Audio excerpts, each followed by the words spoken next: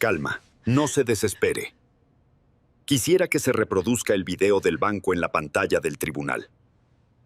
Marido se burló en pleno divorcio, hasta que el juez mostró las cámaras de seguridad del banco.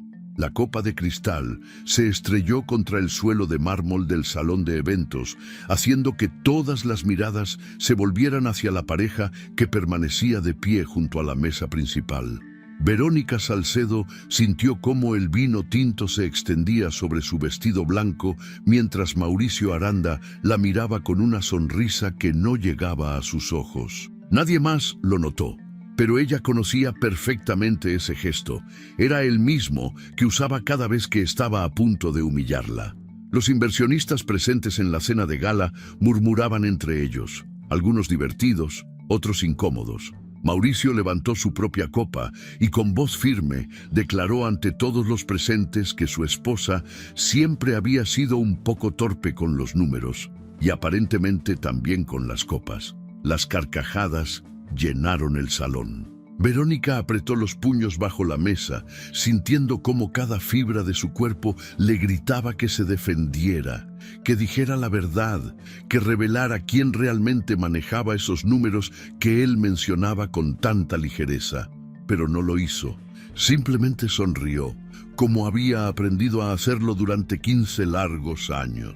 Antes de llegar a ese momento de quiebre, antes de que todo se derrumbara, la vida de Verónica había sido una construcción cuidadosa de apariencias perfectas y sacrificios silenciosos. ¿Desde dónde están viendo esta historia, queridos espectadores?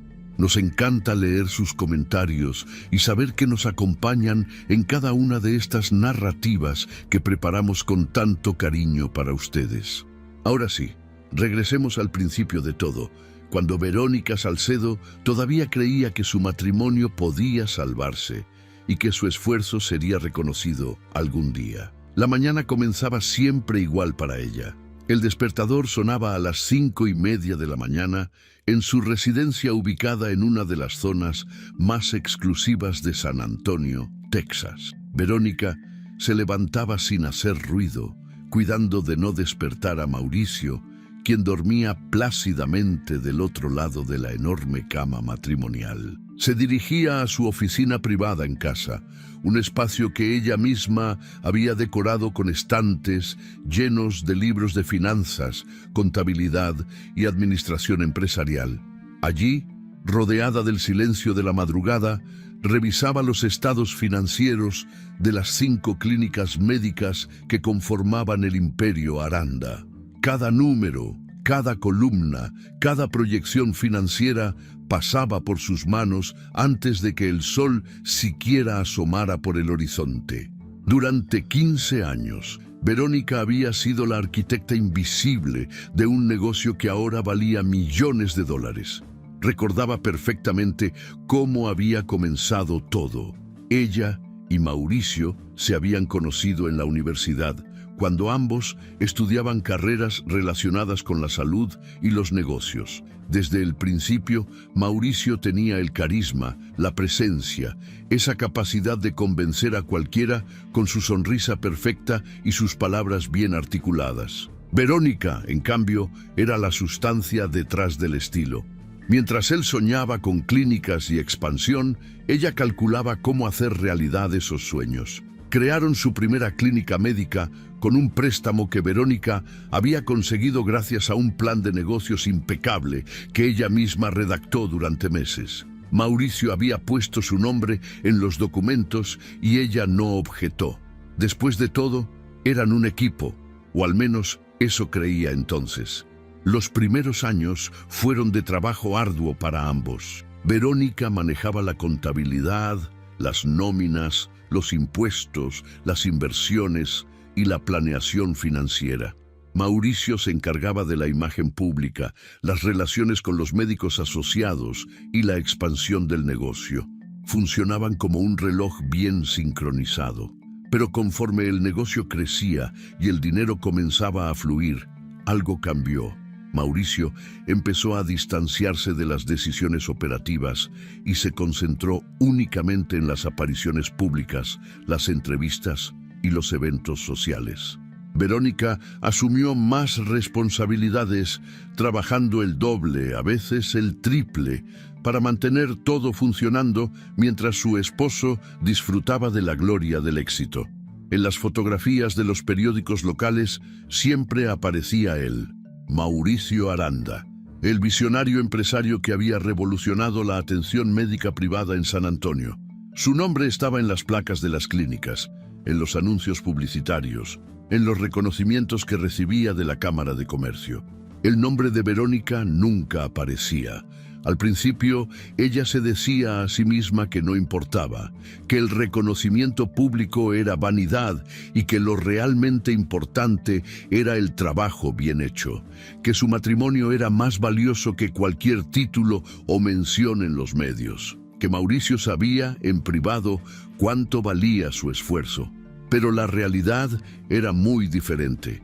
En la intimidad de su hogar, lejos de las cámaras y los reflectores, Mauricio no la trataba como una socia igualitaria.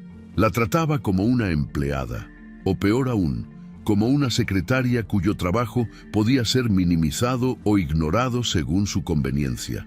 Cuando ella presentaba reportes financieros o sugería estrategias de inversión, él las descartaba con comentarios condescendientes. Cuando ella señalaba errores o riesgos, él la acusaba de ser demasiado precavida o negativa. Y cuando ella pedía que su nombre apareciera al menos en los documentos internos de la empresa, él le decía que eso confundiría a los inversionistas y que era mejor mantener una imagen unificada bajo su liderazgo. La manipulación psicológica era constante pero sutil. Mauricio nunca gritaba ni la golpeaba. Su violencia era mucho más refinada. Usaba palabras cuidadosamente elegidas que la hacían dudar de sí misma. Le decía que sin él, ella nunca habría podido construir nada, que su talento era útil pero no extraordinario, que debería estar agradecida por la vida que él le había dado. Cuando ella intentaba defenderse o contradecirlo, él cambiaba de táctica inmediatamente. Se volvía encantador, le compraba regalos costosos, la llevaba a cenas románticas y le prometía que las cosas mejorarían. Verónica quedaba atrapada en un ciclo interminable de abuso emocional seguido de reconciliaciones falsas. Con el tiempo, comenzó a creer las palabras de Mauricio. Comenzó a dudar de su propio valor, de su capacidad, de su derecho a exigir respeto. Los años pasaron y Verónica se convirtió en una experta en usar máscaras. En público, era la esposa perfecta, elegante, discreta, siempre sonriente al lado de su exitoso marido. En privado, era una mujer agotada que trabajaba incansablemente para mantener a flote un negocio, mientras su autoestima se desmoronaba poco a poco. Sus amigas la envidiaban. Pensaban que tenía todo: dinero, estatus, un esposo guapo y exitoso, una casa enorme, viajes al extranjero. Nadie sabía que Verónica se sentía profundamente sola. Nadie sabía que lloraba en silencio en su oficina después de otra discusión donde Mauricio la había hecho sentir insignificante. Nadie sabía que había dejado de reconocer a la mujer que veía en el espejo cada mañana. Pero algo comenzó a cambiar cuando Verónica cumplió 39 años. Fue un cambio sutil al principio, una inquietud que no podía explicar completamente. Empezó a hacerse preguntas que antes evitaba. Se preguntaba qué habría sido de su vida si hubiera tomado decisiones diferentes. Se preguntaba si realmente merecía ser tratada de esa manera. Se preguntaba cuánto tiempo más podría seguir viviendo una mentira. Y entonces, mientras revisaba los estados financieros de la empresa una mañana cualquiera, notó algo extraño. Había movimientos de dinero que no cuadraban. Transferencias que no recordaba haber autorizado, retiros de cuentas conjuntas que no tenían ninguna justificación en los registros contables. Al principio, pensó que se trataba de un error administrativo, pero conforme profundizaba en los documentos, se dio cuenta de que no era casualidad. Alguien estaba moviendo dinero deliberadamente y ocultando esas transacciones. Verónica pasó las siguientes semanas investigando discretamente. Accedía a los sistemas bancarios en horarios inusuales, revisaba extractos antiguos, rastreaba cada transferencia sospechosa. Lo que descubrió la dejó helada. Mauricio había estado desviando fondos de las cuentas de la empresa hacia cuentas personales que ella desconocía. No eran cantidades pequeñas, estamos hablando de cientos de miles de dólares acumulados durante años. Además, había realizado inversiones riesgosas sin consultarla. Había comprado propiedades a nombre de terceros y había sacado préstamos usando la empresa como garantía. Toda la estabilidad financiera que ella creía haber construido era una ilusión. Mauricio había estado jugando con el dinero de ambos como si fuera exclusivamente suyo, tomando decisiones unilaterales que ponían en riesgo todo el patrimonio. La primera reacción de Verónica fue el pánico. Pensó en confrontarlo inmediatamente, en exigir explicaciones, en gritarle todo lo que había estado callando durante años, pero algo la detuvo. Una vocecita en su interior le dijo que debía ser más inteligente, más estratégica. Si lo enfrentaba sin preparación, Mauricio usaría su habilidad para manipular la situación. La haría dudar de lo que había visto, la convencería de que estaba malinterpretando las cosas o directamente la acusaría de desconfiar de él sin motivo. Verónica decidió guardar silencio y seguir recopilando información. Comenzó a hacer copias de documentos, a guardar extractos bancarios, a fotografiar registros contables. Trabajaba con más cuidado que nunca, asegurándose de no dejar rastros de su investigación. Mientras tanto, su relación con Mauricio seguía deteriorándose. Él se había vuelto más distante, más irritable. Pasaba cada vez menos tiempo en casa y cuando estaba presente, la trataba con un desdén apenas disimulado. Verónica sospechaba que había otra mujer, pero ya no le importaba tanto como debería. El descubrimiento de las irregularidades financieras había despertado algo en ella, una claridad que no sentía desde hacía años. Se dio cuenta de que no estaba en un matrimonio de verdad, estaba en una prisión emocional disfrazada de vida lujosa. Y lo peor de todo era que ella misma había sido cómplice de su propia captura al permitir que Mauricio controlara cada aspecto de su vida. El momento del quiebre llegó en esa cena de gala con inversionistas, esa noche donde Mauricio decidió humillarla públicamente de la manera más cruel posible. El evento se realizaba en uno de los hoteles más exclusivos de San Antonio. Era una ocasión importante porque Mauricio estaba negociando la expansión de la red de clínicas hacia otras ciudades de Texas. Había inversionistas potenciales, banqueros, periodistas especializados en negocios y figuras importantes de la comunidad médica local. Verónica había preparado toda la documentación financiera para la presentación. Había pasado semanas puliendo los números, asegurándose de que cada proyección fuera realista, pero atractiva para los inversionistas. Como siempre, Mauricio sería quien hiciera la presentación oficial mientras ella permanecía en segundo plano. Durante la cena, uno de los inversionistas principales preguntó específicamente por los detalles financieros del proyecto. Quería saber quién manejaba la contabilidad de la empresa, quién supervisaba las inversiones, quién garantizaba la solidez económica del negocio. Era la oportunidad perfecta para que Mauricio reconociera públicamente el trabajo de Verónica, para que finalmente le diera el crédito que merecía después de 15 años de esfuerzo invisible. Pero eso no sucedió. En lugar de señalarla a ella, Mauricio comenzó a hablar en primera persona. Explicó con lujo de detalle cómo él personalmente supervisaba cada aspecto financiero, cómo él tomaba las decisiones de inversión, cómo su visión estratégica había llevado la empresa al éxito. Los inversionistas asentían impresionados, mientras Verónica permanecía sentada a su lado, sintiendo cómo la rabia crecía en su pecho. Entonces vino el comentario que lo cambió todo. Otro inversionista, tratando de ser amable, le preguntó directamente a Verónica si ella también participaba en el negocio familiar. Antes de que pudiera responder, Mauricio soltó una carcajada y dijo que su esposa era muy buena para decorar las clínicas y organizar eventos sociales, pero que los números nunca habían sido su fuerte. La mesa entera rió cortésmente ante el comentario. Verónica sintió como si le hubieran dado una bofetada. Miró a Mauricio y vio en sus ojos algo que la heló hasta los huesos. No era simplemente desprecio, era satisfacción. Él estaba disfrutando humillarla públicamente, disfrutaba verla callada e impotente mientras él recibía toda la admiración que en realidad pertenecía al trabajo de ambos. Fue en ese momento, mientras sostenía su copa de vino con manos temblorosas, que Verónica tomó la decisión más importante de su vida. Ya no podía seguir así. Ya no iba a permitir que Mauricio siguiera robándole su dignidad, su trabajo y su identidad.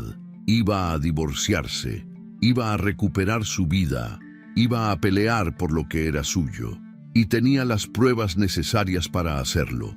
Durante meses había recopilado evidencia de las irregularidades financieras, de los desvíos de fondos, de todas las mentiras. Mauricio creía que tenía el control total, que ella nunca se atrevería a desafiarlo. Pero estaba a punto de descubrir que la mujer a la que tanto había subestimado era mucho más fuerte e inteligente de lo que él jamás imaginó. Esa noche, cuando regresaron a casa después de la cena, Verónica no dijo una palabra. Mauricio tampoco. Él se fue directo a su habitación, probablemente satisfecho con su actuación de la noche.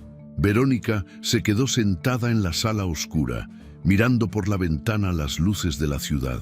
Ya no sentía tristeza ni dolor. Sentía algo diferente, algo que no había experimentado en mucho tiempo. Sentía determinación, sentía claridad, sentía, por primera vez en años, que tenía el control de su propio destino. Al día siguiente comenzaría a buscar un abogado especializado en divorcios.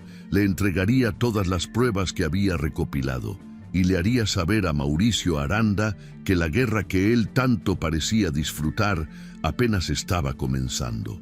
La oficina del abogado matrimonialista olía a cuero viejo y café recalentado. Verónica permanecía sentada frente al escritorio de caoba, observando cómo el licenciado Hernández revisaba los documentos que ella había traído consigo. Era un hombre mayor, con más de 30 años de experiencia en casos de divorcio, recomendado por una conocida lejana que prefirió mantener el anonimato. Verónica había pasado 3 noches sin dormir antes de tomar la decisión de llamarlo, ensayando mentalmente cada palabra que diría, cada argumento que presentaría. Cuando finalmente el abogado levantó la vista y le dijo que tenía un caso sólido, ella sintió por primera vez en semanas que tal vez podría salir victoriosa de esto.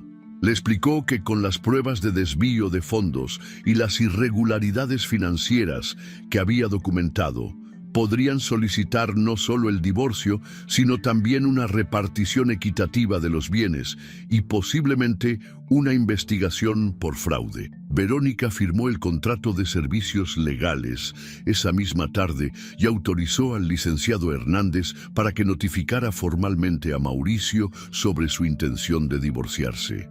La notificación llegó a manos de Mauricio 3 días después, entregada por un oficial del juzgado mientras él desayunaba tranquilamente en la terraza de la casa. Verónica había decidido no estar presente ese día.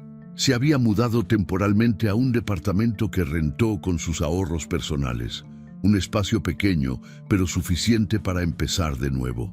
Cuando su teléfono comenzó a sonar insistentemente esa mañana, supo exactamente qué significaba. Mauricio la estaba llamando. Dejó que el teléfono sonara hasta que se activó el buzón de voz. Entonces llegó el primer mensaje de texto, luego el segundo, el tercero. Al principio eran mensajes confundidos, preguntando si era una broma, exigiendo que regresara a casa inmediatamente.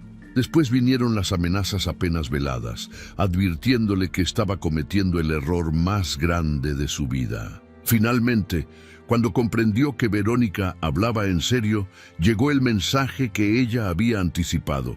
Esto se iba a poner feo y él se encargaría personalmente de destruirla. Mauricio no perdió tiempo en cumplir su promesa. A las 48 horas de recibir la notificación de divorcio, ya había convocado una conferencia de prensa en las oficinas centrales de la empresa. Verónica se enteró por las noticias mientras tomaba café en su nuevo departamento. Encendió la televisión y ahí estaba él, impecablemente vestido con traje oscuro y corbata azul, rodeado de 3 abogados que parecían salidos de una firma de abogados de élite. El cinismo de la escena la dejó sin aliento. Mauricio habló directamente a las cámaras con voz firme y expresión de víctima incomprendida. Declaró que su esposa, después de años de matrimonio aparentemente feliz, había decidido abandonarlo sin razón alguna. Peor aún, afirmó que Verónica había estado robando dinero de las cuentas de la empresa durante meses, desviando fondos para preparar su huida. La acusó de infidelidad financiera, de querer destruir todo lo que él había construido con tanto esfuerzo durante 15 años. Los reporteros tomaban notas frenéticamente mientras Mauricio continuaba con su narrativa cuidadosamente construida.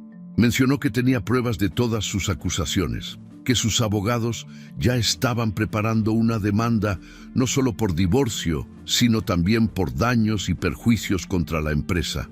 El teléfono de Verónica comenzó a explotar con mensajes.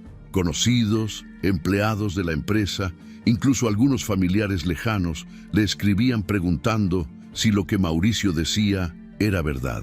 Algunos mensajes eran de genuina preocupación, pero la mayoría tenían un tono acusatorio, como si ya la hubieran juzgado y condenado basándose únicamente en la versión pública de su esposo.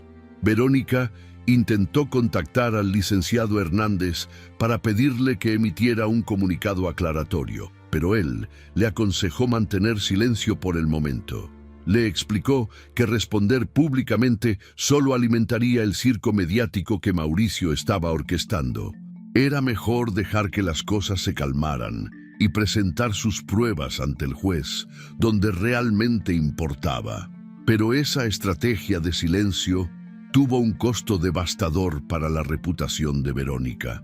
En la opinión pública, su falta de respuesta fue interpretada como una admisión tácita de culpabilidad.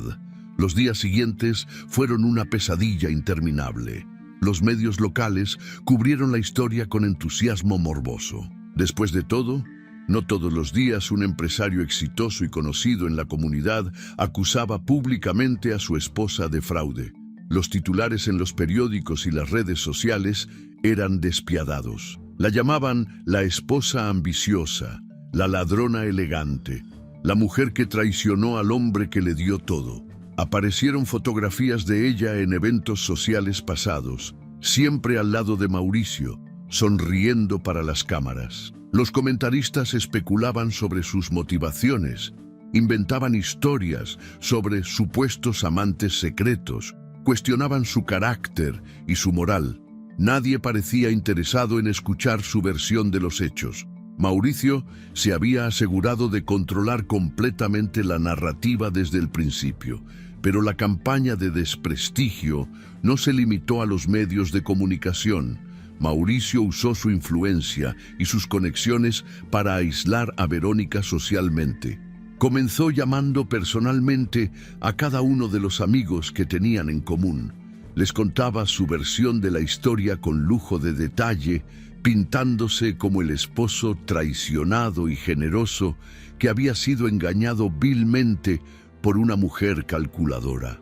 Algunos de esos amigos intentaron comunicarse con Verónica para escuchar su lado, pero la mayoría simplemente dejó de contestar sus llamadas. Las invitaciones a eventos sociales que antes llegaban regularmente se detuvieron por completo. Las esposas de los socios comerciales de Mauricio, con quienes Verónica había compartido almuerzos y actividades de caridad durante años, la bloquearon en redes sociales sin ninguna explicación. Era como si de la noche a la mañana se hubiera convertido en una persona invisible, alguien que debía ser evitado para no contaminar la reputación de los demás. El aislamiento se extendió también al ámbito laboral. Mauricio convocó una reunión extraordinaria con todos los empleados de las 5 clínicas. Les informó oficialmente sobre el proceso de divorcio y les advirtió que Verónica ya no tenía ninguna autoridad dentro de la empresa. Instruyó al personal administrativo para que le bloquearan el acceso a los sistemas contables y a las cuentas bancarias. Cambió las contraseñas, revocó sus credenciales de seguridad y ordenó que si ella intentaba entrar a las instalaciones, debían llamar inmediatamente a seguridad. Los empleados que habían trabajado directamente con Verónica durante años, que conocían perfectamente su dedicación y su competencia profesional, no dijeron nada.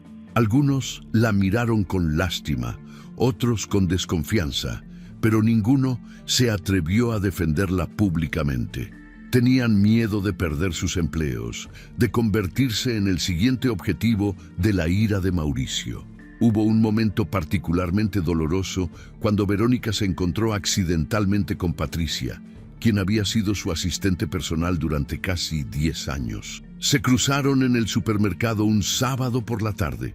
Verónica intentó saludarla, tal vez intercambiar algunas palabras amables, pero Patricia literalmente cambió de pasillo para evitarla. El mensaje era claro: cualquier asociación con Verónica era peligrosa. Mauricio se había asegurado de que todos supieran que estar de su lado significaba estar en contra de él, y nadie estaba dispuesto a correr ese riesgo. Esa noche, sola en su pequeño departamento, Verónica lloró por primera vez desde que había iniciado el proceso de divorcio. No lloraba por Mauricio ni por el matrimonio fracasado. Lloraba por la injusticia absoluta de la situación, por verse convertida en villana cuando ella era la víctima, por el precio tan alto que estaba pagando simplemente por atreverse a buscar su libertad. Pero lo más devastador llegó cuando su propia familia comenzó a dudar de ella. Su madre la llamó una tarde con voz temblorosa y llena de preocupación. Le preguntó directamente si lo que Mauricio decía en los medios era verdad, si realmente había robado dinero de la empresa.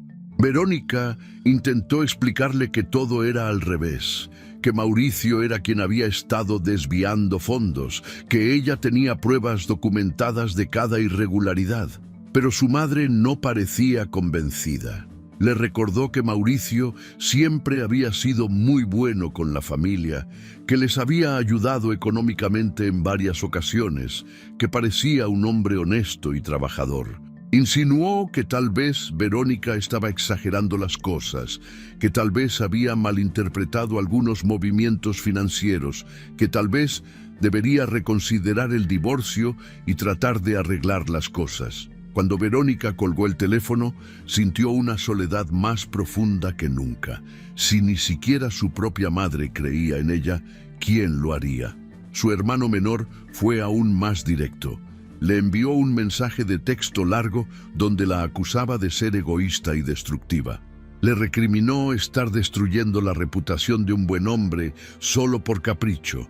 Le dijo que estaba siendo mal agradecida después de todos los años que Mauricio la había mantenido en una vida de lujos. El mensaje terminaba con una frase que se clavó como un cuchillo en el corazón de Verónica. Siempre había sabido que ella era capaz de algo así, que tenía ese lado ambicioso y frío que tarde o temprano saldría a la luz. Verónica no respondió. No tenía sentido. La maquinaria de desprestigio de Mauricio había funcionado a la perfección. Había logrado convencer incluso a su propia familia de que ella era la mala de la historia. Mientras tanto, Mauricio no se contentaba con destruir su reputación. También se aseguró de atacarla económicamente. Congeló todas las cuentas conjuntas sin previo aviso, dejándolas sin acceso a los fondos que legalmente también le pertenecían.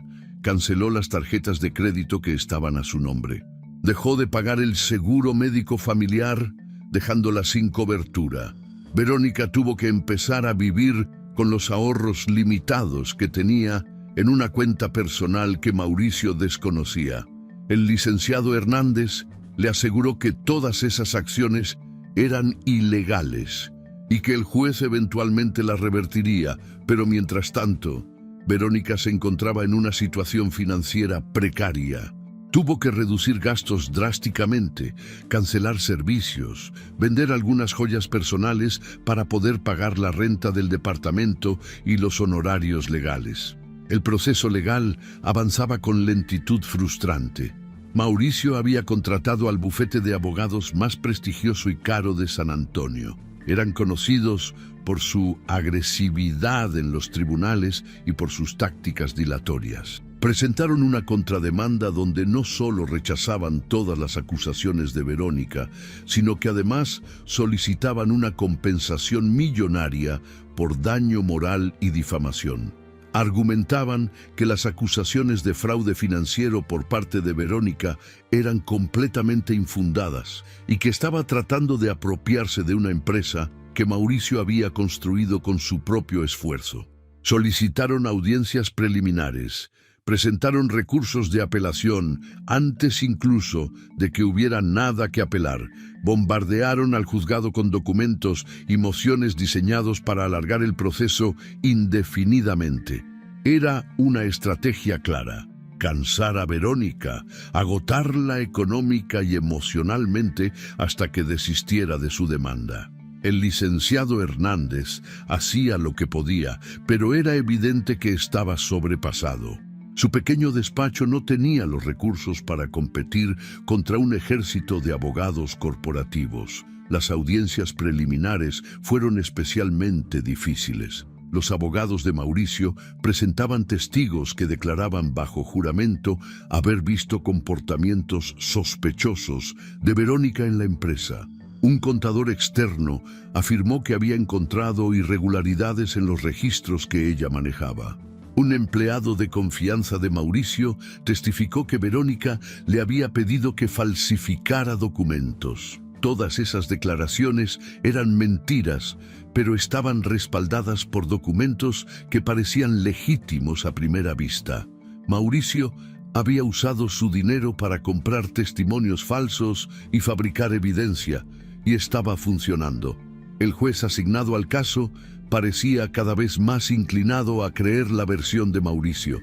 Verónica llegó a su punto más bajo una tarde de miércoles, exactamente 4 meses después de haber iniciado el proceso de divorcio. Estaba sentada en un café casi vacío, mirando por la ventana sin ver realmente nada. Había perdido peso, dormía mal, tenía ojeras permanentes bajo los ojos. Su cuenta bancaria estaba casi en ceros. El licenciado Hernández le había informado esa mañana que necesitaban más dinero para contratar peritos contables que pudieran refutar las acusaciones fabricadas por el equipo legal de Mauricio. Pero ella no tenía de dónde sacarlo. Peor aún, el abogado había insinuado que tal vez deberían considerar llegar a un acuerdo extrajudicial. Mauricio estaba dispuesto a darle una cantidad modesta a cambio de que firmara un documento donde renunciaba a cualquier participación en la empresa y se comprometía a no hablar públicamente sobre el caso. Era básicamente una oferta para comprar su silencio y su dignidad. Verónica consideró seriamente esa opción. Estaba exhausta de pelear, cansada de ser tratada como criminal, harta de la soledad aplastante que la rodeaba. Tal vez Mauricio tenía razón, tal vez ella no era lo suficientemente fuerte para enfrentarlo. Tal vez debería aceptar la derrota, tomar el dinero que le ofrecían y desaparecer. Podría mudarse a otra ciudad, empezar de cero en un lugar donde nadie conociera su historia. Mientras estos pensamientos derrotistas circulaban por su mente, una mujer se sentó en la mesa de al lado. Era joven, tal vez de unos 30 y tantos años, vestida con un traje de negocios color gris y llevaba un maletín de cuero. Pidió un café y sacó una laptop, trabajando en silencio durante varios minutos. En algún momento, la mujer levantó la vista y sus ojos se encontraron con los de Verónica. Hubo un momento de reconocimiento mutuo, aunque no se conocían. La mujer cerró su laptop, tomó su café y se acercó a la mesa de Verónica. Le preguntó si podía sentarse. Verónica asintió sin mucho entusiasmo, preguntándose qué quería esta desconocida. La mujer se presentó como Laura Mix, abogada especializada en divorcios complejos y litigios comerciales. Explicó que había estado siguiendo el caso de Verónica en los medios y que le parecía una injusticia flagrante lo que estaba sucediendo. Verónica la miró con desconfianza, preguntándose si sería otra persona enviada por Mauricio para tratar de manipularla. Pero Laura continuó hablando con una sinceridad que parecía genuina. Dijo que había revisado los documentos públicos del caso y que era evidente que Mauricio estaba usando tácticas sucias para ganar. Más importante aún, mencionó que había hecho algunas investigaciones preliminares por su cuenta y había encontrado inconsistencias en el testimonio de varios de los testigos que Mauricio había presentado. Laura Mix no era una abogada cualquiera. Se había graduado con honores de una de las mejores universidades de derecho del país y había trabajado durante 5 años en una firma de abogados corporativos de Nueva York antes de regresar a Texas.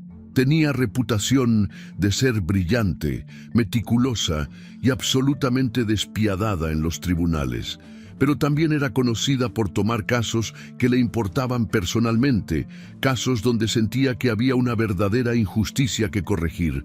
Le explicó a Verónica que quería representarla, que creía en su versión de los hechos y que tenía una estrategia para voltear completamente el caso. No le cobraría honorarios por adelantado. Su pago vendría como un porcentaje de lo que recuperaran una vez que ganaran el caso. Era una apuesta arriesgada para ambas, pero Laura parecía completamente segura de que podían ganar. Verónica no sabía si creerle. Había pasado tantos meses siendo decepcionada, traicionada y abandonada, que su capacidad de confiar en alguien estaba completamente destruida. Le preguntó a Laura por qué querría ayudarla. ¿Qué ganaba ella con esto aparte del dinero? Laura se quedó en silencio por un momento antes de responder. Finalmente, confesó que ella misma había pasado por un divorcio difícil años atrás. Su ex-esposo también había intentado destruirla, usando su dinero y sus conexiones. Ella había tenido la suerte de contar con buenos abogados que la defendieron, pero conocía perfectamente esa sensación de impotencia, de ver cómo la verdad era enterrada bajo montañas de mentiras bien financiadas. Había prometido entonces que si alguna vez tenía la oportunidad de ayudar a otra mujer en esa situación, lo haría. Y ese momento había llegado. Esa conversación en el café fue el punto de inflexión en la vida de Verónica. Por primera vez en meses, sintió una chispa de esperanza. Laura le propuso una estrategia completamente diferente a la que había estado siguiendo hasta ahora. En lugar de responder reactivamente a cada ataque de Mauricio, iban a construir su propio caso de manera silenciosa y metódica. Iban a dejar que Mauricio se confiara, que creyera que ya había ganado. Mientras él celebraba prematuramente, ellas estarían recopilando más pruebas, identificando las debilidades en sus argumentos, preparando una presentación demoledora para el juicio final. Laura tenía contactos con investigadores privados, peritos forenses especializados en fraude financiero y otros abogados que podían ayudar sin costo. Iban a convertir cada mentira de Mauricio en un arma contra él mismo. La mañana del juicio final amaneció con un cielo gris que amenazaba tormenta. Verónica se despertó a las 5 de la madrugada después de apenas 2 horas de sueño inquieto. Se duchó mecánicamente. Eligió un traje sastre azul marino que Laura le había recomendado usar porque proyectaba seriedad y profesionalismo, y se maquilló cuidadosamente para ocultar las ojeras que llevaba semanas acumulando. Mientras se miraba al espejo, intentó encontrar en su reflejo a la mujer segura que había sido alguna vez. pero solo vio a alguien cansado y asustado. Laura había pasado los últimos 3 meses preparando meticulosamente cada aspecto del caso, reuniendo evidencia, entrevistando testigos potenciales y construyendo una estrategia que según ella era infalible. Pero Verónica no podía evitar sentir un nudo en el estómago que se hacía más apretado con cada minuto que pasaba. El edificio del Tribunal del Condado de Bexar se alzaba imponente en el centro de San Antonio, con sus columnas de piedra y sus escaleras amplias que parecían diseñadas para intimidar a quien las subiera. Verónica llegó 30 minutos antes de la hora señalada, acompañada únicamente por Laura. No había nadie más esperándola, ningún familiar, ningún amigo, ningún excompañero de trabajo. La campaña de aislamiento de Mauricio había sido tan efectiva que ella enfrentaba este momento crucial completamente sola, sin ningún sistema de apoyo más allá de su abogada. Se sentaron en una banca del pasillo mientras esperaban que abrieran la sala. Laura revisaba sus documentos por última vez, murmurando ocasionalmente notas para sí misma. Verónica simplemente miraba el suelo de mármol pulido, tratando de controlar su respiración y prepararse mentalmente para lo que vendría. Entonces escucharon el ruido, voces múltiples, pasos apresurados, el clic constante de cámaras fotográficas. Mauricio acababa de llegar al edificio y lo había hecho de la manera más espectacular posible. Venía rodeado de un séquito que parecía sacado de una película de Hollywood. A su derecha caminaba Charles Morton, su abogado principal, un hombre de 50 años con traje hecho a la medida que costaba probablemente más que 3 meses de renta del departamento de Verónica. A su izquierda iban otros 3 abogados del mismo bufete, todos cargando maletines de cuero italiano y con expresiones de confianza absoluta. Detrás de ellos venían los testigos que Mauricio había preparado para declarar a su favor, al menos 6 personas que Verónica reconoció como empleados actuales de las clínicas. Y por supuesto, estaban los reporteros. Mauricio había filtrado la fecha y hora exacta del juicio a los medios locales, asegurándose de que su llegada triunfal fuera documentada para la posteridad. Mauricio subió las escaleras del tribunal como si fuera una celebridad en una alfombra roja. Sonreía ampliamente, estrechaba manos con sus abogados, posaba brevemente para las fotografías. Llevaba un traje gris oscuro impecable, gemelos de oro en los puños y un reloj suizo que Verónica sabía que costaba más de $50,000. Su cabello perfectamente peinado hacia atrás, su mandíbula firme, su postura erguida, todo en él proyectaba poder y victoria asegurada. Cuando sus ojos finalmente se encontraron con los de Verónica a través del pasillo, su sonrisa se ensanchó aún más. No era una sonrisa amistosa ni reconciliadora, era la sonrisa de un depredador que sabe que su presa no tiene escapatoria. Verónica sintió un escalofrío recorrer su espalda, pero se obligó a mantener la mirada fija en él. No iba a darle la satisfacción de verla bajar los ojos. La sala del tribunal se llenó rápidamente una vez que abrieron las puertas. Mauricio y su equipo legal ocuparon toda la mesa de la defensa, desplegando carpetas, laptops y documentos en una demostración impresionante de recursos. Verónica y Laura se sentaron en la mesa opuesta con apenas 2 carpetas y una tablet. La diferencia visual era devastadora y todos en la sala podían percibirla.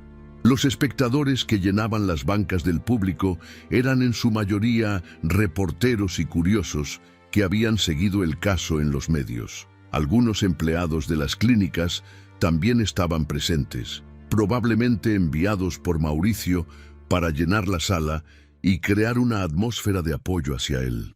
Verónica no reconoció a ningún rostro amigable entre la multitud. Estaba literalmente sola frente a un tribunal lleno de personas que ya la habían juzgado y condenado en sus mentes antes de que comenzara siquiera la audiencia. El alguacil Pidió que todos se pusieran de pie cuando el juez Leonard Matthews entró a la sala. Era un hombre de 58 años con cabello completamente cano y gafas de montura metálica. Tenía reputación de ser extremadamente riguroso y de no tolerar tonterías en su tribunal, pero también era conocido por su imparcialidad.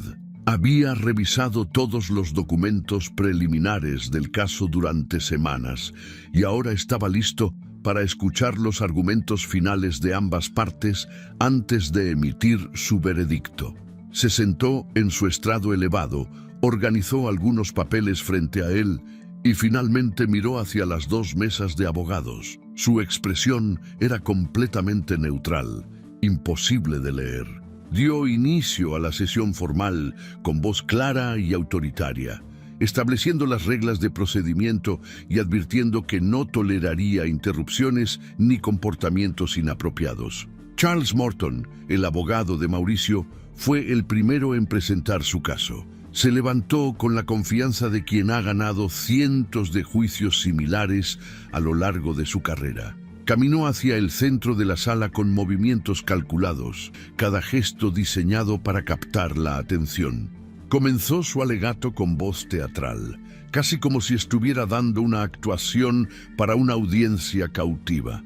Describió a Mauricio como un hombre trabajador y honesto, que había dedicado los mejores años de su vida a construir un imperio empresarial desde cero.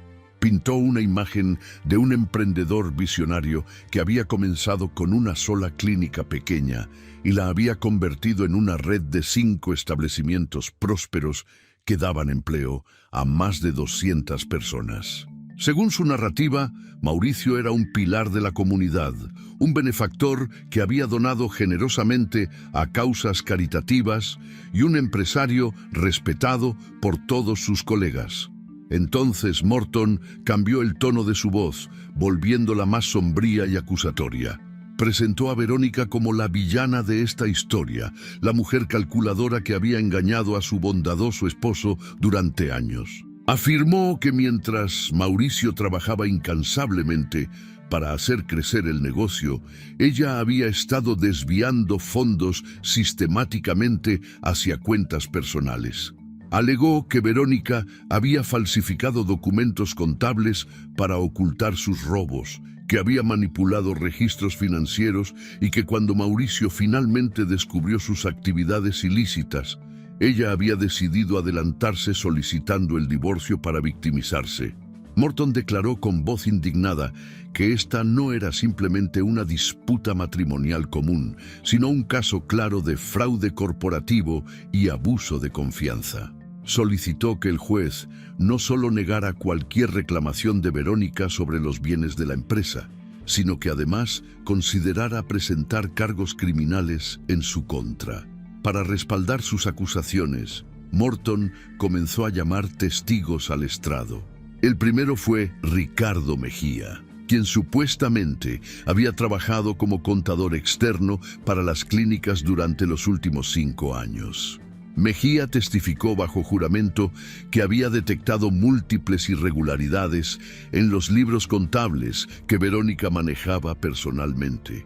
Mencionó transferencias sospechosas, facturas duplicadas y discrepancias en los reportes mensuales. Cuando Laura intentó contrainterrogar, Mejía mantuvo su historia con firmeza, respaldándola con documentos que parecían legítimos. El segundo testigo fue Carmen Velázquez, empleada administrativa de la clínica principal. Carmen declaró entre lágrimas que Verónica le había pedido explícitamente que alterara ciertos registros de pagos y que la había amenazado con despedirla si no obedecía. Su actuación fue convincente y varios espectadores en la sala murmuraron con indignación. Uno tras otro, los testigos de Mauricio presentaron testimonios que pintaban a Verónica como una criminal sin escrúpulos. Un empleado del banco afirmó haber visto a Verónica realizar retiros sospechosos en horarios inusuales. Un ex socio comercial declaró que Verónica había intentado convencerlo de participar en un esquema para desviar fondos de la empresa. Un perito contable presentó análisis detallados que supuestamente demostraban irregularidades en las cuentas que ella manejaba. Cada testimonio era más devastador que el anterior, construyendo metódicamente una imagen de culpabilidad absoluta. Verónica permanecía sentada en su lugar, con las manos entrelazadas sobre la mesa y la mirada fija en un punto indefinido frente a ella. No se atrevía a mirar a los espectadores, no quería ver las expresiones de juicio y condena en sus rostros. Laura tomaba notas constantemente, pero incluso ella parecía cada vez más tensa conforme avanzaban los testimonios. Mauricio observaba todo el espectáculo desde su asiento con expresión satisfecha. En varios momentos se inclinó para susurrarle algo a sus abogados, provocando sonrisas cómplices entre ellos. Cuando Carmen Velázquez terminó su testimonio especialmente emotivo, Mauricio sacudió la cabeza con tristeza teatral, como si le doliera profundamente haber sido traicionado de esa manera. Los reporteros presentes tomaban notas frenéticamente, claramente anticipando los titulares sensacionalistas que publicarían esa misma tarde. Todo parecía orquestado a la perfección, un espectáculo judicial diseñado no solo para ganar el caso, sino para destruir completamente la reputación de Verónica ante la opinión pública. Después de 3 horas de testimonios ininterrumpidos, el juez Matthews declaró un receso de 30 minutos para el almuerzo. Verónica salió apresuradamente de la sala, incapaz de soportar un minuto más las miradas acusatorias de los presentes. Laura la siguió hasta un pequeño cuarto de conferencias vacío, donde finalmente pudieron hablar en privado. Verónica estaba al borde del colapso. Le preguntó a Laura con voz quebrada si realmente tenían alguna posibilidad de ganar, porque desde donde ella lo veía, estaban siendo masacrados. Los testimonios parecían sólidos, los documentos lucían legítimos, y hasta el juez parecía estar inclinándose hacia la versión de Mauricio. Laura le tomó las manos con firmeza y le dijo que confiara en ella, que todo estaba saliendo exactamente como lo había planeado. Mauricio estaba cayendo en la trampa perfecta al presentar tantos testimonios falsos y documentos manipulados. Cuanto más elaborada fuera su mentira, más espectacular sería su caída cuando Laura presentara las pruebas reales. Cuando regresaron a la sala después del receso, Mauricio estaba de excelente humor. Conversaba animadamente con sus abogados, claramente convencido de que la victoria era suya.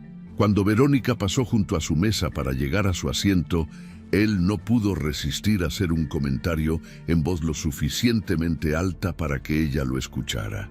Le dijo a Charles Morton que esperaba que todo esto terminara pronto, porque tenía una cena importante esa noche y no quería retrasarse demasiado. Sus abogados rieron ante el comentario.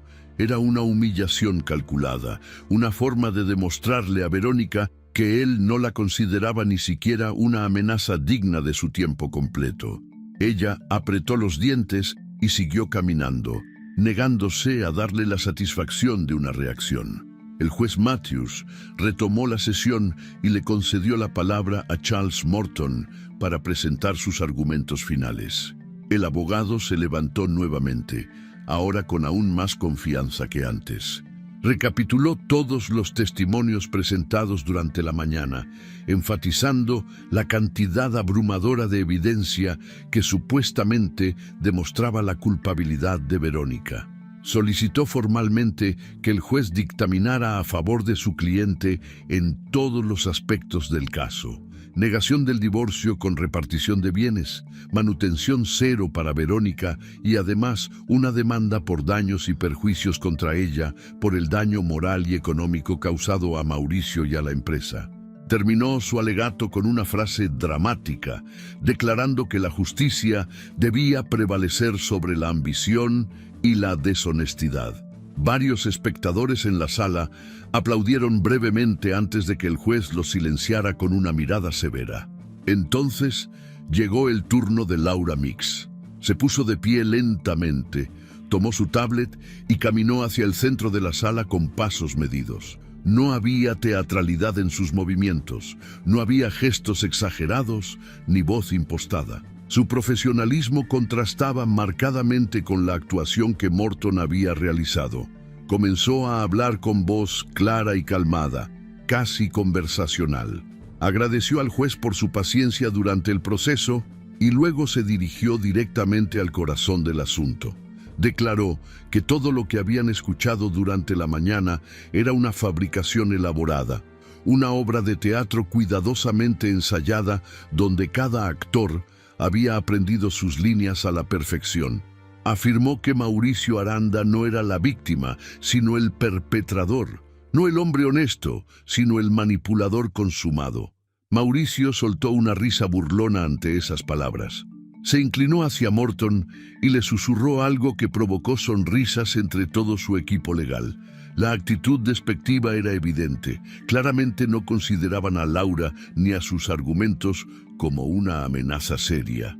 Habían invertido demasiado dinero, tiempo y recursos en construir su caso como para que una abogada relativamente joven pudiera desmontarlo con palabras bonitas. Los espectadores también murmuraban entre ellos, algunos con escepticismo evidente.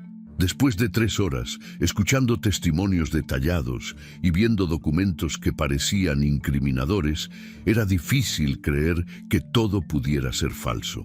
Laura dejó que los murmullos continuaran por unos segundos antes de continuar. Explicó que durante los últimos 3 meses había conducido su propia investigación exhaustiva.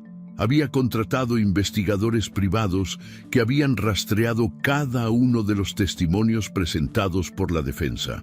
Había consultado con peritos forenses especializados en documentos financieros que habían analizado cada papel presentado como evidencia. Y lo más importante, había obtenido acceso a registros que Mauricio creía que nadie más podría conseguir. Registros bancarios completos, grabaciones de seguridad, correos electrónicos internos de la empresa y comunicaciones entre Mauricio y algunos de sus testigos donde quedaba evidenciado que les había pagado por sus declaraciones falsas. El ambiente en la sala comenzó a cambiar sutilmente. Algunos espectadores se inclinaron hacia adelante en sus asientos, prestando más atención. El juez Matthews levantó la vista de sus notas y miró directamente a Laura con expresión interesada. Incluso Mauricio dejó de sonreír momentáneamente, aunque rápidamente recuperó su expresión de confianza. Laura continuó metódicamente, señalando inconsistencias específicas en los testimonios que habían escuchado. Mencionó que Ricardo Mejía, el supuesto contador externo, en realidad nunca había sido contratado oficialmente por las clínicas y que los documentos que presentó contenían fechas que no correspondían con los registros oficiales del banco. Indicó que Carmen Velázquez había recibido un depósito de $15,000 en su cuenta personal 2 días antes de su testimonio, una transacción que provenía directamente de una cuenta controlada por Mauricio. Charles Morton se puso de pie abruptamente, objetando con vehemencia. Argumentó que Laura estaba haciendo acusaciones graves sin presentar evidencia concreta, que estaba difamando a testigos que habían declarado bajo juramento y que todo esto era un intento desesperado de distraer al tribunal de la realidad de los crímenes de su clienta. El juez Matthews lo escuchó pacientemente y luego le pidió que se sentara. Le dijo a Laura que esperaba que pudiera respaldar cada una de sus afirmaciones con evidencia sólida. Laura asintió con calma y respondió que precisamente eso era lo que estaba a punto de hacer. Se acercó a la mesa donde estaba sentada Verónica y tomó un sobre manila que había estado esperando todo el día. Regresó al centro de la sala y extrajo del sobre un dispositivo de memoria USB.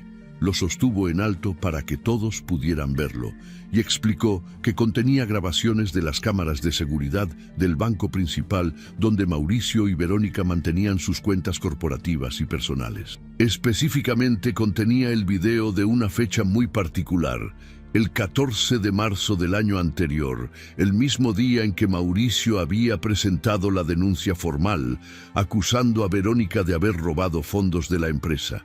La sonrisa finalmente desapareció del rostro de Mauricio. Por primera vez en todo el día, su expresión de confianza absoluta vaciló. Charles Morton se levantó nuevamente, esta vez con urgencia evidente en su voz. Objetó diciendo que esa evidencia no había sido presentada durante el proceso de descubrimiento previo al juicio, que era inadmisible y que constituía una emboscada procesal. Laura respondió con calma que había intentado compartir esta evidencia durante el descubrimiento, pero que el equipo legal de Mauricio había rechazado todas sus solicitudes de reuniones preliminares.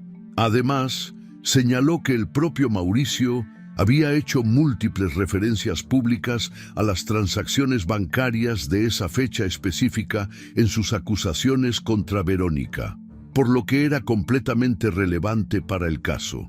El juez Matthews consideró las objeciones por un momento que pareció eterno.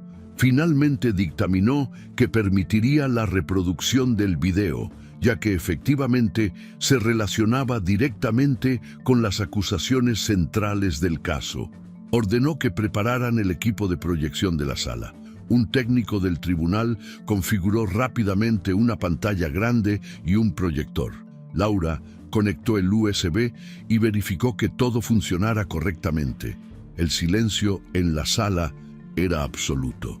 Todos los presentes se habían dado cuenta de que algo importante estaba a punto de revelarse. Mauricio susurraba urgentemente con sus abogados. Su rostro había perdido todo rastro de la arrogancia que había mostrado durante todo el día.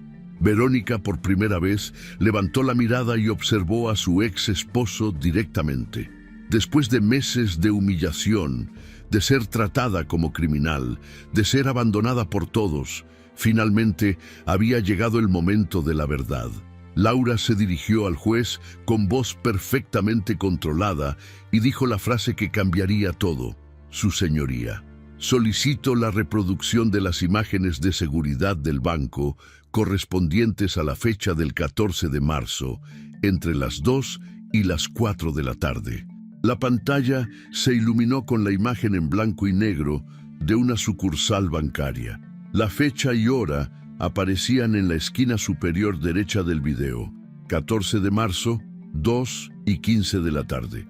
La calidad de la grabación era excelente, mostrando claramente el interior del banco con varios clientes realizando transacciones en las ventanillas. Laura dejó que el video corriera durante unos segundos mientras todos en la sala observaban con atención creciente. Entonces apareció una figura familiar entrando por la puerta principal del banco. Era Mauricio Aranda, vestido con traje oscuro y portando un maletín de cuero. Caminaba con la misma confianza arrogante que había mostrado ese día en el tribunal, dirigiéndose directamente hacia la sección de cajas de seguridad y oficinas privadas del banco. El murmullo en la sala comenzó inmediatamente. Algunos espectadores se inclinaron hacia adelante en sus asientos. Otros intercambiaron miradas confundidas. Charles Morton se puso de pie bruscamente, intentando objetar nuevamente, pero el juez Matthews levantó una mano ordenándole que guardara silencio. Quería ver el video completo antes de escuchar cualquier objeción. Mauricio permanecía sentado en su lugar, con el rostro completamente pálido y las manos apretadas sobre la mesa frente a él. Ya no quedaba ni rastro de la sonrisa burlona que había llevado durante toda la mañana. Sus abogados susurraban entre ellos, con expresiones cada vez más preocupadas, claramente sin saber cómo manejar esta situación inesperada. El video continuó mostrando a Mauricio siendo recibido por un gerente del banco que lo condujo hacia una oficina privada. Laura adelantó la grabación varios minutos hasta llegar al momento crucial. Ahí estaba Mauricio sentado frente al escritorio del gerente, firmando documentos y autorizando transacciones. La cámara de seguridad había capturado todo desde un ángulo elevado que permitía ver claramente cada movimiento. Laura pausó el video en un momento específico donde Mauricio estaba entregando una orden de retiro al gerente. Amplió la imagen todo lo que la resolución permitía y señaló los documentos visibles sobre el escritorio. Aunque no se podían leer los detalles exactos, era evidente que se trataba de formularios oficiales de transacciones bancarias con múltiples firmas y sellos. Laura reanudó el video y todos observaron cómo el gerente se retiraba de la oficina con los documentos. Mauricio permanecía sentado, revisando su teléfono celular con aparente tranquilidad. 15 minutos después, según el marcador de tiempo del video, el gerente regresaba con varios sobres abultados que claramente contenían efectivo. También traía documentos impresos que entregó a Mauricio para su revisión. Mauricio examinó los papeles cuidadosamente, asintió con satisfacción y procedió a firmarlos. Luego, guardó los sobres de efectivo en su maletín, estrechó la mano del gerente y abandonó la oficina. La cámara lo siguió mientras salía del banco, cargando el maletín que ahora lucía considerablemente más pesado que cuando había entrado.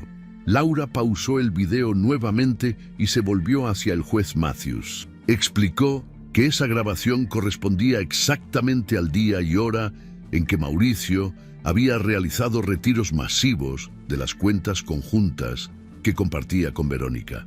Pero eso no era todo.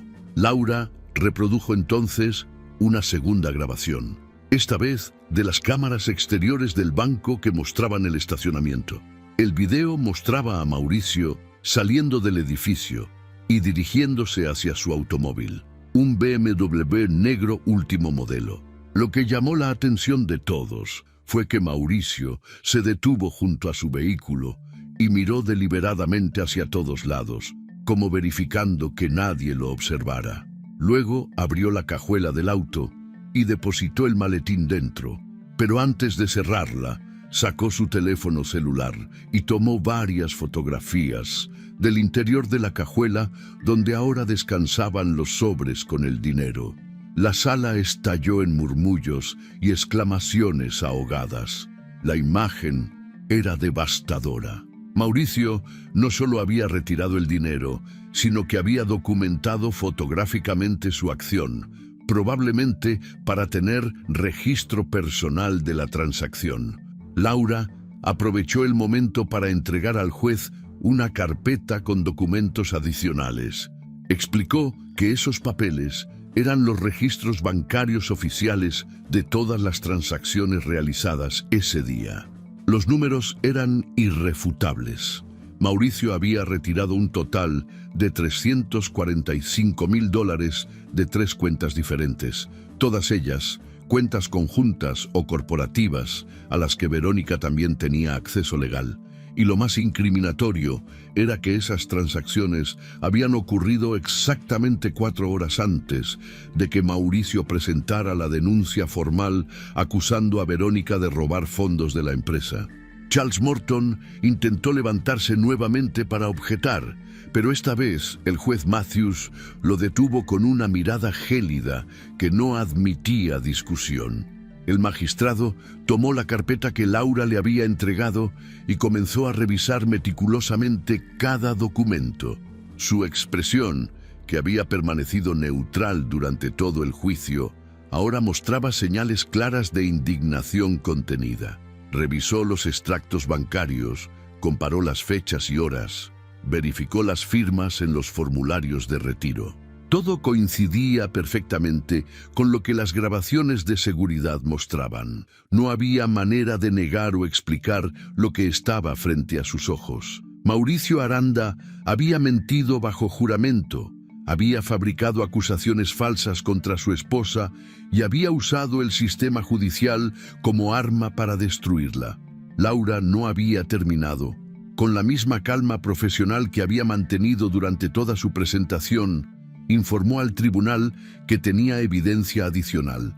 Presentó registros de transferencias electrónicas que mostraban cómo Mauricio había movido el dinero retirado ese día hacia cuentas offshore en las Islas Caimán, cuentas que estaban registradas bajo nombres de empresas fantasma que él controlaba. También presentó correos electrónicos internos de la empresa donde Mauricio daba instrucciones específicas a su contador personal sobre cómo ocultar esos movimientos de los registros oficiales que Verónica revisaba regularmente. Los correos estaban fechados semanas antes del retiro del banco, demostrando que todo había sido planeado meticulosamente con anticipación. Pero quizás lo más impactante fue cuando Laura reprodujo grabaciones de audio de conversaciones telefónicas entre Mauricio y algunos de los testigos que habían declarado esa mañana. Las grabaciones habían sido obtenidas legalmente a través de una orden judicial después de que Laura presentara evidencia preliminar de posible perjurio. En las conversaciones se escuchaba claramente a Mauricio ofreciendo pagos en efectivo a cambio de testimonios específicos. Le decía exactamente a cada persona qué debían declarar, cómo debían comportarse en el estrado, qué detalles enfatizar para hacer más creíble su historia.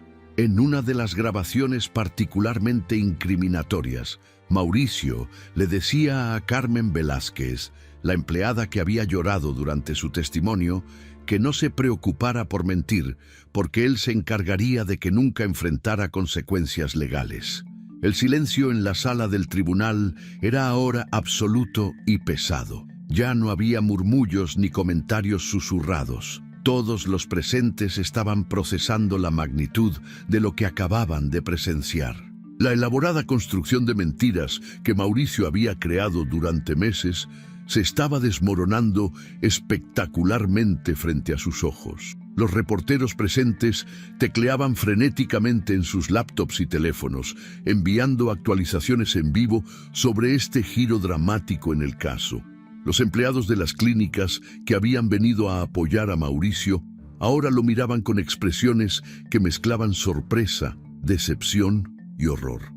Algunos comenzaron a levantarse discretamente y abandonar la sala, probablemente preocupados por las implicaciones que todo esto tendría para sus propios empleos y reputaciones. El juez Matthews finalmente habló después de varios minutos de revisar todos los documentos y evidencias presentadas. Su voz era fría como el hielo, cada palabra pronunciada con precisión quirúrgica.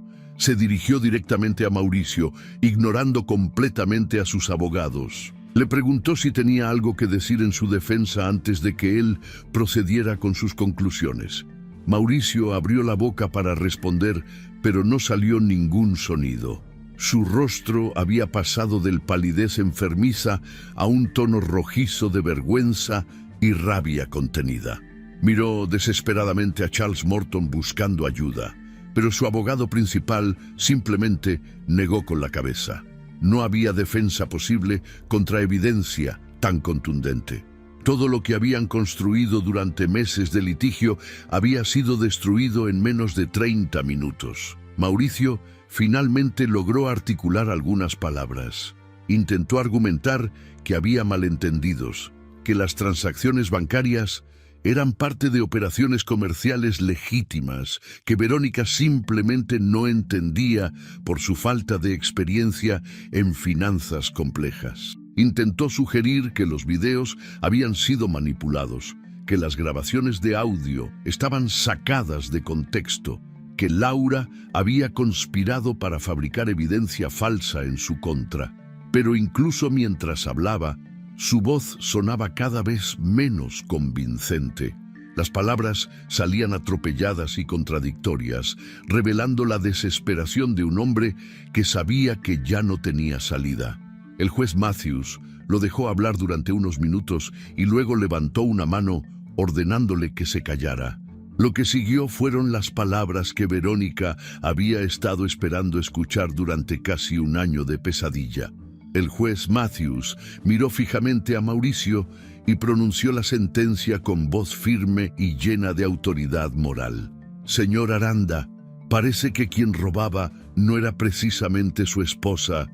La frase resonó en la sala como un trueno, Hubo un momento de silencio atónito antes de que el murmullo colectivo estallara nuevamente.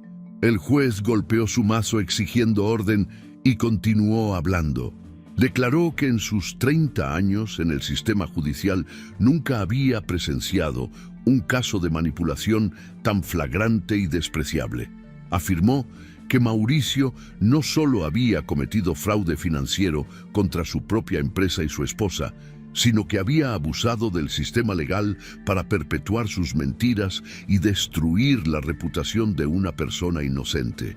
La sentencia que el juez Matthews dictó fue demoledora en todos los aspectos. Primero, concedió a Verónica el divorcio inmediato con todos los derechos que ella había solicitado originalmente. Segundo, ordenó la división equitativa de todos los bienes matrimoniales, lo que significaba que Verónica recibiría el 50% de la participación en las clínicas médicas y todos los activos asociados. Tercero, otorgó a Verónica la custodia y control total de las cuentas bancarias conjuntas y ordenó el congelamiento inmediato de todas las cuentas personales de Mauricio hasta que se completara una auditoría forense completa. Cuarto, ordenó que Mauricio restituyera inmediatamente los $345,000 que había retirado fraudulentamente, más intereses acumulados y daños punitivos que ascendían a un monto similar. Pero el juez Matthews no se detuvo ahí.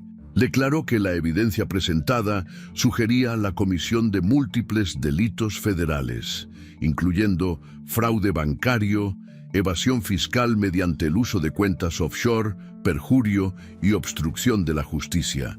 Ordenó que todos los documentos y evidencias del caso fueran remitidos inmediatamente al fiscal federal para que iniciara una investigación criminal completa. También emitió órdenes de restricción que prohibían a Mauricio cualquier contacto directo o indirecto con Verónica y ordenó que compareciera nuevamente ante el tribunal dentro de 30 días para una audiencia sobre posibles cargos adicionales por desacato al tribunal y fraude procesal. Finalmente, ordenó a Mauricio pagar todos los honorarios legales de Verónica, incluyendo los costos de la investigación privada que Laura había conducido. Cuando el juez terminó de pronunciar su sentencia y golpeó el mazo por última vez, la sala estalló en caos controlado. Los reporteros corrieron hacia las puertas para poder transmitir la noticia lo más rápido posible. Los abogados de Mauricio recogieron apresuradamente sus documentos, claramente ansiosos por distanciarse de su cliente ahora que la verdad había salido a la luz. Mauricio permanecía sentado en su lugar, completamente inmóvil, con la mirada perdida en la nada. Todo su mundo se había derrumbado en cuestión de minutos. El hombre que había entrado al tribunal esa mañana con una sonrisa arrogante y rodeado de un séquito de apoyo, ahora estaba completamente solo y destruido.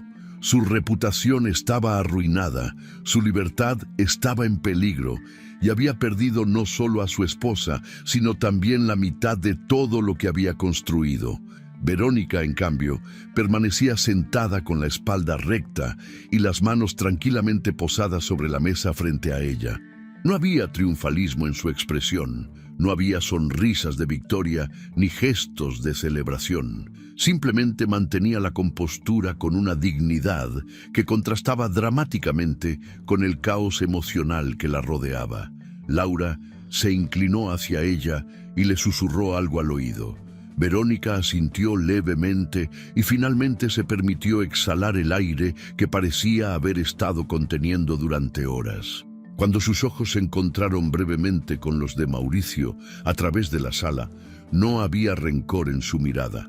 Solo había una tranquilidad profunda que venía de saber que la justicia finalmente había prevalecido. Salieron del tribunal por una puerta lateral para evitar a los reporteros que se aglomeraban en la entrada principal. Laura había organizado discretamente un automóvil que las esperaba para llevarlas lejos de allí. Durante el trayecto, ninguna de las dos habló mucho. Verónica miraba por la ventana, observando las calles de San Antonio pasar frente a ella, sintiendo como si estuviera viendo la ciudad con ojos nuevos. Era libre. Después de 15 años de matrimonio tóxico, meses de pesadilla legal y humillación pública, finalmente era libre. Había recuperado no solo su parte de los bienes materiales, sino algo mucho más valioso: su dignidad, su nombre y su derecho a comenzar una nueva vida sin cargar con acusaciones falsas. Los días siguientes fueron un torbellino de actividad mediática. La historia del juicio se convirtió en noticia nacional. Los titulares ya no hablaban de la esposa ladrona, sino del empresario corrupto que había intentado destruir a su esposa para ocultar sus propios crímenes. Varios medios solicitaron entrevistas con Verónica, pero ella rechazó todas las ofertas inicialmente. Necesitaba tiempo para procesar todo lo que había sucedido, para sanar las heridas emocionales que el proceso había dejado. Laura se encargó de manejar todas las comunicaciones con la prensa, emitiendo declaraciones oficiales breves que confirmaban los hechos del caso, pero respetaban la privacidad de su clienta. La auditoría forense de las clínicas reveló aún más irregularidades de las que originalmente se habían descubierto. Mauricio había estado desviando fondos durante años, no solo de las cuentas conjuntas, sino también de las ganancias operativas de los negocios. Había creado toda una red de empresas fantasma y cuentas offshore para ocultar millones de dólares. Algunos de sus socios comerciales también estaban implicados en el esquema, lo que desató una investigación federal mucho más amplia. Varios de los testigos que habían mentido bajo juramento en el juicio enfrentaron ahora sus propios cargos criminales por perjurio. Carmen Velázquez, la empleada que había llorado en el estrado mientras declaraba falsamente contra Verónica, perdió su empleo y enfrentó acusaciones que podrían llevarla a prisión.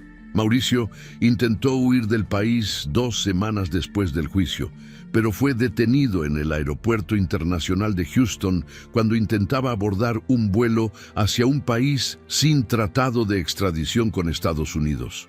Las autoridades federales lo arrestaron formalmente y lo acusaron de múltiples delitos financieros. Su fianza fue establecida en $5 millones, una cantidad que irónicamente ahora no podía pagar, porque todas sus cuentas habían sido congeladas como parte de la investigación. Pasó los siguientes meses en una cárcel federal esperando juicio. Una caída desde las alturas que pocos habrían podido imaginar cuando lo veían sonreír arrogantemente en aquel tribunal. Verónica, mientras tanto, comenzó lentamente a reconstruir su vida. Con el 50% de la empresa bajo su control, tuvo que tomar decisiones importantes sobre su futuro profesional. Decidió vender su participación en las clínicas a un grupo de inversores médicos que habían expresado interés. No quería seguir ligada a un negocio que le traía tantos recuerdos dolorosos. El dinero de la venta, combinado con la restitución ordenada por el juez y los activos que recuperó, le dio una base financiera sólida para comenzar algo completamente nuevo. Pero más importante que el dinero era la libertad emocional que ahora experimentaba. Por primera vez en 15 años, podía tomar decisiones sobre su propia vida sin tener que considerar las opiniones, críticas o manipulaciones de Mauricio. Durante meses de reflexión y sanación, Verónica comenzó a pensar en cómo podía usar su experiencia dolorosa para ayudar a otras mujeres. Conocía perfectamente el infierno de estar en un matrimonio abusivo, de ser aislada socialmente, de ser acusada falsamente y no tener recursos para defenderse adecuadamente. Sabía lo que era sentirse completamente sola en medio de un sistema legal que parecía favorecer a quien tenía más dinero y mejores abogados. Y sabía también cuán crucial había sido tener a alguien como Laura Mix, que creyera en ella y peleara por la verdad. Decidió que quería ser esa persona para otras mujeres que enfrentaban situaciones similares. 8 meses después del juicio, Verónica inauguró oficialmente su nueva empresa, Salcedo Financial Consulting, especializada en consultoría financiera para mujeres en procesos de divorcio y separación. La empresa ofrecía servicios de análisis de activos matrimoniales, detección de fraude financiero en relaciones conyugales, planificación financiera post-divorcio y educación sobre derechos económicos en casos de separación. Contrató a un equipo de contadores forenses, abogados asociados y asesoras financieras, todas mujeres que compartían su visión de empoderar a otras mujeres a través del conocimiento y los recursos adecuados. También estableció un fondo para proporcionar servicios gratuitos o de bajo costo a mujeres que no podían pagar consultoría profesional, pero la necesitaban desesperadamente. La respuesta fue abrumadora. En las primeras semanas, recibió cientos de consultas de mujeres de todo Texas que enfrentaban divorcios complicados. Muchas de ellas habían leído sobre su caso en los medios y se sintieron identificadas con su historia. Verónica personalmente no atendía todos los casos, pero se aseguraba de que cada clienta recibiera la atención y el respeto que merecía. Creó talleres educativos gratuitos sobre finanzas personales para mujeres. Escribió artículos en publicaciones especializadas sobre cómo detectar señales de alerta de abuso financiero en relaciones y comenzó a dar conferencias en universidades sobre la importancia de mantener independencia económica incluso dentro del matrimonio. 6 meses después de abrir su empresa, una importante cadena de televisión nacional le pidió una entrevista para un programa especial sobre mujeres que habían superado adversidades extremas. Verónica aceptó, sintiendo que era el momento apropiado para compartir su historia completamente y en sus propias palabras. La entrevista se grabó en las oficinas de su nueva empresa, rodeada de su equipo de trabajo y con Laura Mix presente como invitada especial. La conductora del programa le preguntó cómo había logrado mantener la fortaleza durante los meses más oscuros, cuando todo y todos parecían estar en su contra. Verónica respondió con la misma serenidad que había mostrado en el tribunal aquel día memorable. Explicó que nunca había sido cuestión de fortaleza extraordinaria, sino de aferrarse a una verdad simple. Ella conocía la realidad de lo que había sucedido, sin importar cuántas mentiras se dijeran sobre ella. Habló sobre la importancia de documentar todo, de buscar ayuda profesional adecuada y de no permitir que el abuso emocional destruya la autoestima hasta el punto de rendirse. Cuando la conductora le preguntó si tenía algún mensaje final para otras mujeres que pudieran estar enfrentando situaciones similares, Verónica miró directamente a la cámara y pronunció las palabras que se convertirían en el lema de su empresa y en un símbolo de esperanza para miles de mujeres. No necesité gritar, la verdad gritó por mí. Esa frase resonó profundamente con las espectadoras del programa. Se volvió viral en redes sociales, fue citada en artículos periodísticos y apareció en pancartas en marchas por los derechos de las mujeres. Verónica se convirtió involuntariamente en un símbolo de resistencia y justicia, aunque ella siempre insistía en que no era una heroína, sino simplemente alguien que se había negado a aceptar la injusticia.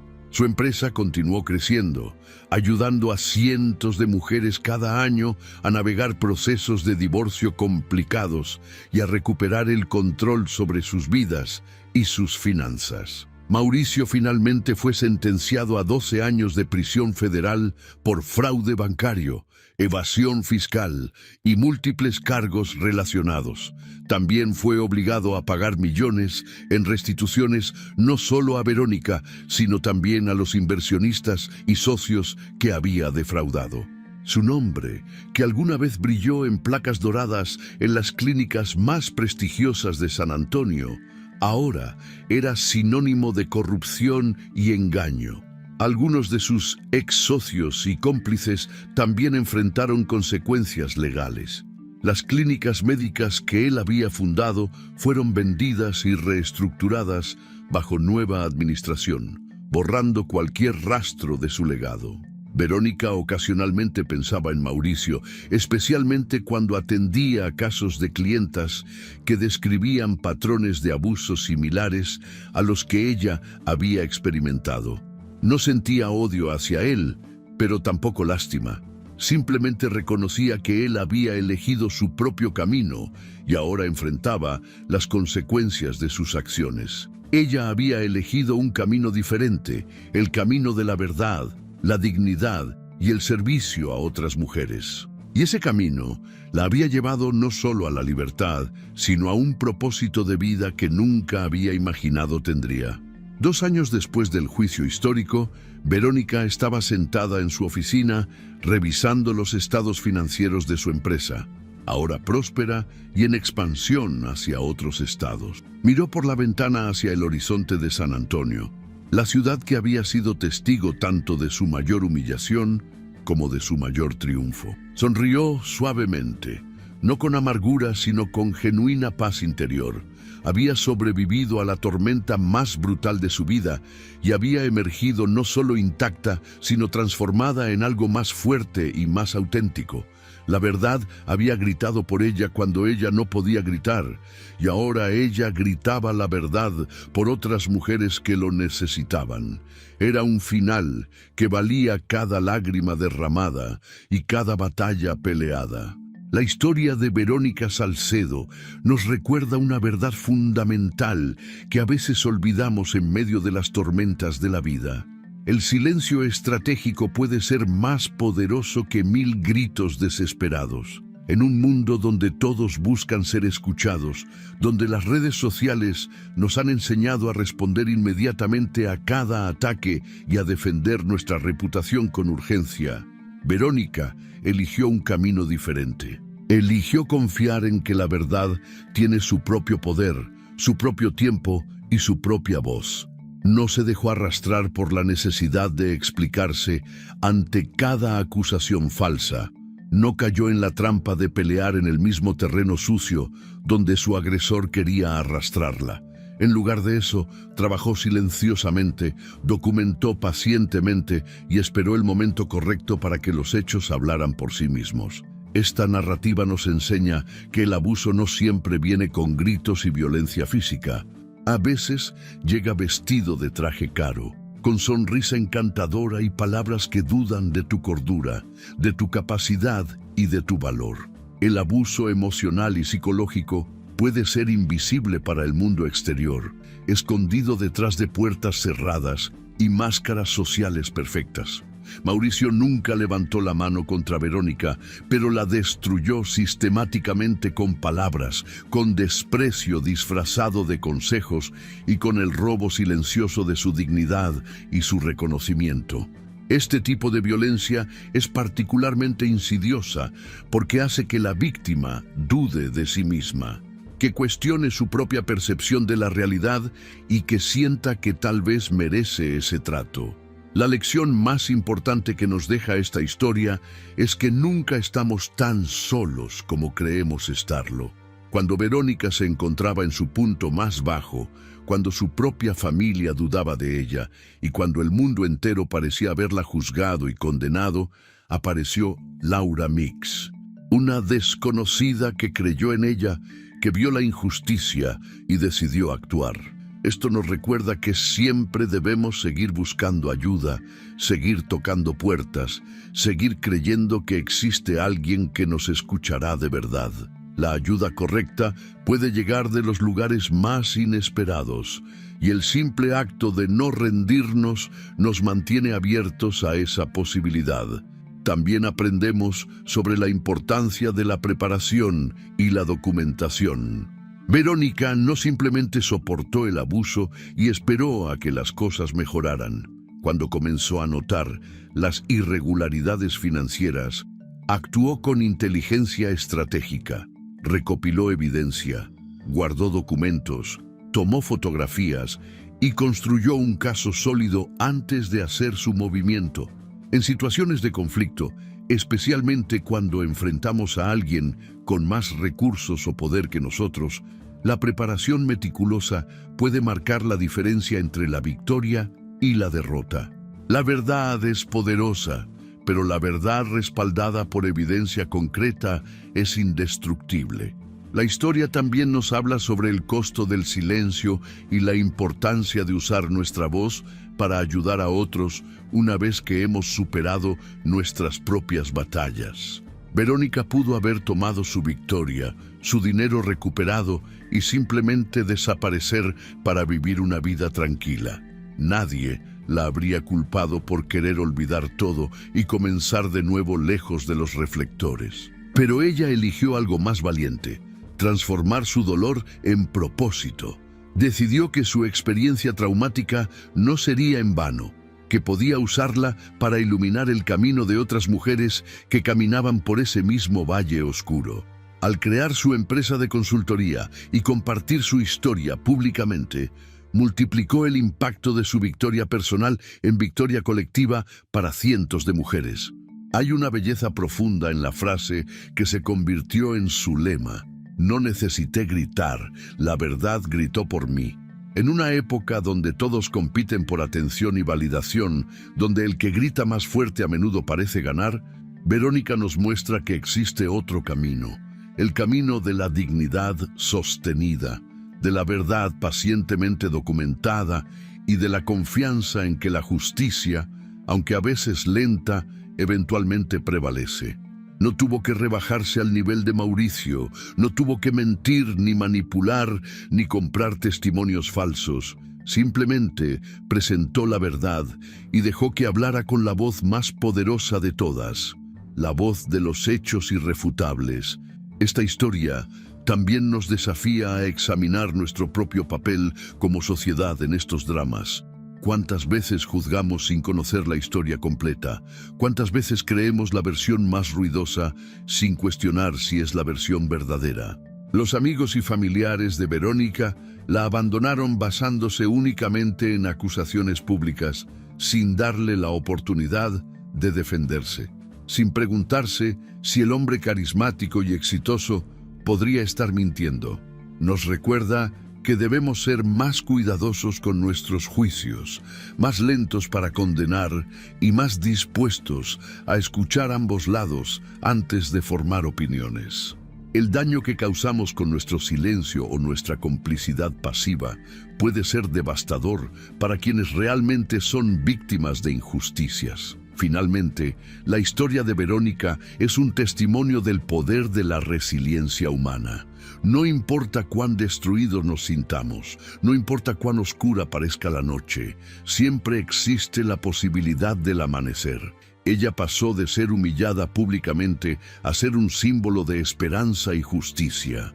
Transformó la peor experiencia de su vida en su mayor fortaleza, y lo hizo sin perder su esencia, sin volverse amargada o vengativa, manteniendo su dignidad intacta incluso cuando todo conspiraba para destruirla. Esa es la verdadera victoria. No solo ganar en el tribunal, sino salir del proceso siendo aún la persona que queremos ser, con nuestros valores intactos y nuestro corazón aún capaz de ayudar a otros. Si te gustó esta historia, deja tu comentario y cuéntanos desde qué país nos estás viendo. Es muy importante para nosotros. Deja tu like y suscríbete al canal para seguir recibiendo historias increíbles como esta nueva historia que está apareciendo para ti ahora. Haz clic en la historia que está apareciendo en pantalla y sorpréndete.